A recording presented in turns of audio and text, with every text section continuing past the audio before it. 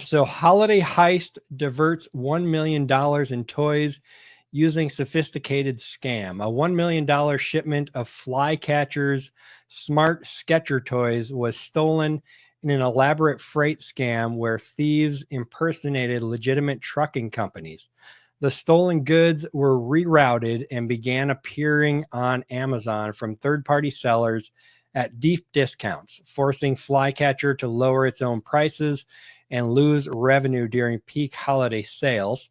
Flycatcher has filed a federal lawsuit against 14 online sellers, allegedly offering the stolen toys, while organized strategic theft incidents have surged, posing growing risks for businesses relying on logistics brokers.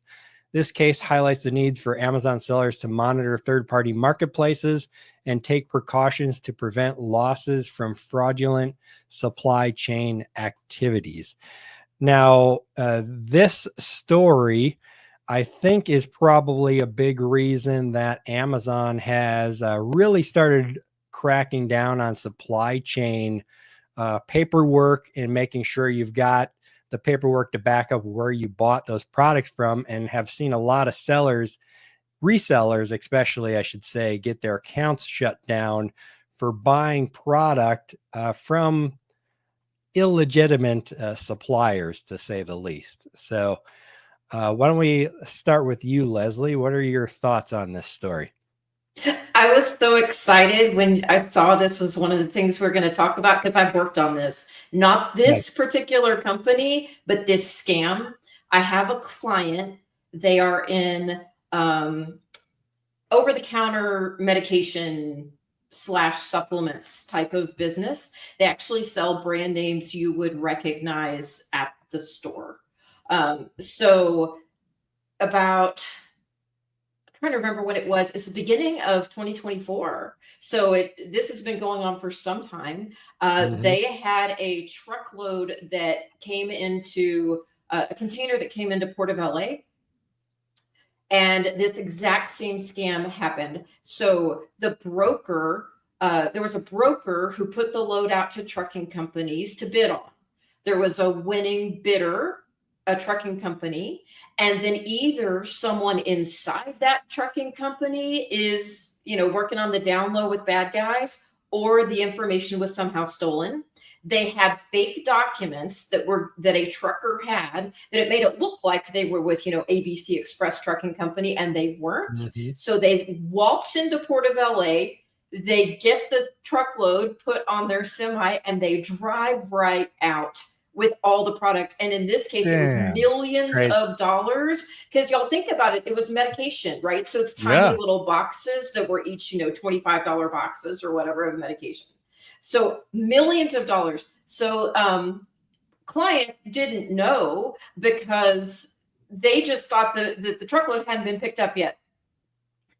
So then all of a sudden, their offers on Amazon, which they are the primary seller on, as the brand owner, flooded with offers that are half of the price. So if it's like a $20 box of meds, it was up for $10 because people had bought these as stolen goods. It was fenced out to many, many sellers. Here's the rub. So they contact Amazon, nothing. Contact Amazon, nothing. Contact Amazon, nothing. So this is an ongoing client of ours. So they called us about it.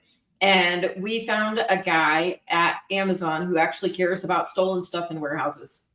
And he eventually started taking down the third-party sellers who had these offers up, because we proved to them these were stolen goods. But it took like a month for Amazon to care enough, even though it's the brand owner. It took a month for us to get those offers down. But just like this story, it's whack-a-mole, because then, like 5 weeks later, here come 2 new offers, because these goods have been fenced out all over the place. And a lot of the resellers, just honest to God, didn't know.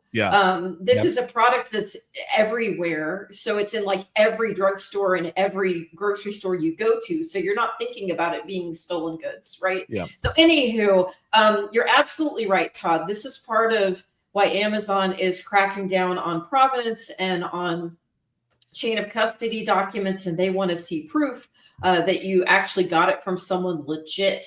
And they are really working hard. I heard recently about some reorganization that they're doing internally, globally, in their enforcement and, shall we say, their internal law enforcement and global investigations divisions. They're reorganizing to share data better so that when things like this happen in the United States and overseas, they're actually figuring it out and not just being like the biggest fence on earth, which I would bet you money that right now Amazon is the biggest fence on earth. Yeah. For sure. You know what I this can imagine. You know what this reminds me of is Teenage Mutant Ninja Turtles and the foot. That's what they did. They'd go heist all this stuff and sell it elsewhere. It's like we got a real life version of Ninja Turtles for us going on. Because and you know, I could see this. I never even considered this, right?